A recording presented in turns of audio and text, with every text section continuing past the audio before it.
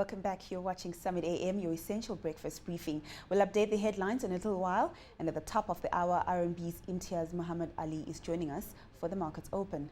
Now, as the world emerges from a 2-year financial crisis, the issue of good leadership is on the cards. Governments and businesses are looking for leaders that will help boost their economies and sustain them. But how do these leaders come about?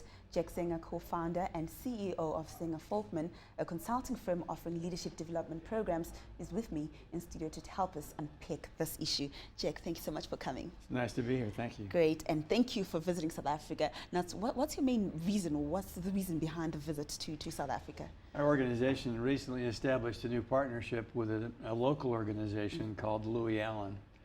And I'm here to kind of launch that, help launch that relationship and kind of get it kind of moving along and help it become a little more visible here in the South African market. Now, there's a saying that leaders are born and not made. Can anyone be a leader? I'm not sure anyone can be a leader, but I think the great majority of people can certainly strongly increase their leadership effectiveness. And we think that there's lots of good examples of organizations that have really become very good at developing strong, capable, highly effective leaders. Now, we've experienced, financial crisis, the world's markets sort of in a haze, But what type of leader, does the world need to help rebuild the economies? Well, we think that the key to good leaders is their ability to inspire and motivate the people that work with them. And what we've learned from our research is that there's a wide variety of ways by which leaders are able to do that. And we normally think of the person who's being inspiring as kind of the highly enthusiastic, extroverted kind of person. That's only one way. There's other ways by which people inspire and motivate the folks that work with them. Some are people who are very driven. They're very focused on getting good results. Some are people who are highly principled and who really, always cut square corners and do things according to the rules. There are people who are really engaging. They're very one-on-one. They're just good listeners, and they make you feel highly valued. There are people who are experts and technically highly competent.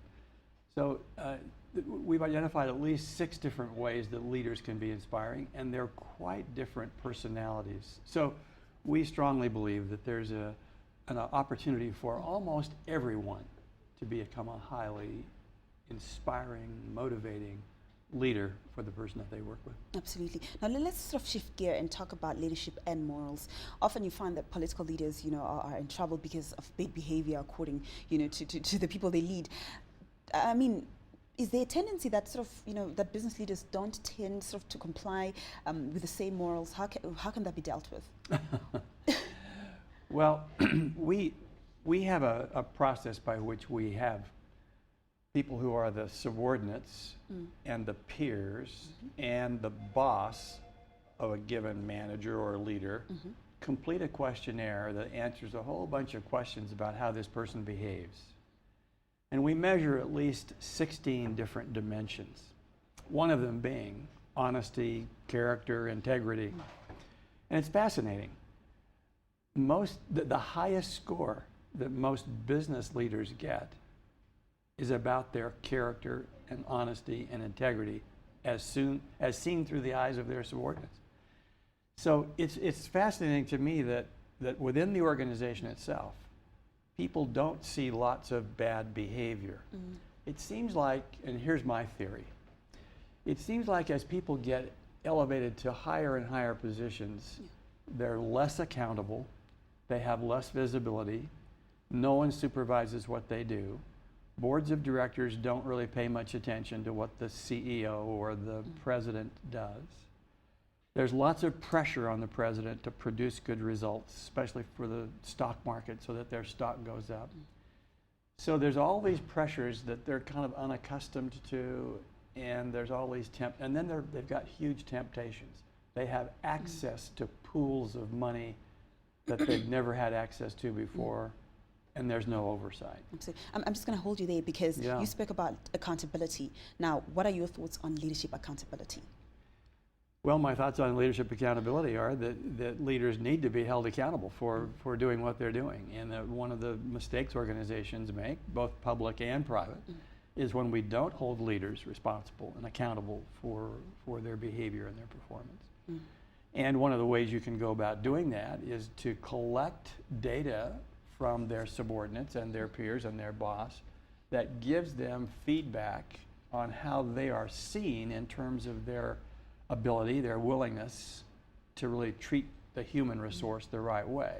I mean, we have auditors that measure how they use money, but there's no good measure about how they use people. Yeah, and in Africa, it could be seen sort of as a disrespect to force a leader to account for his actions, which some believe is sort of Africa's biggest problem at the moment.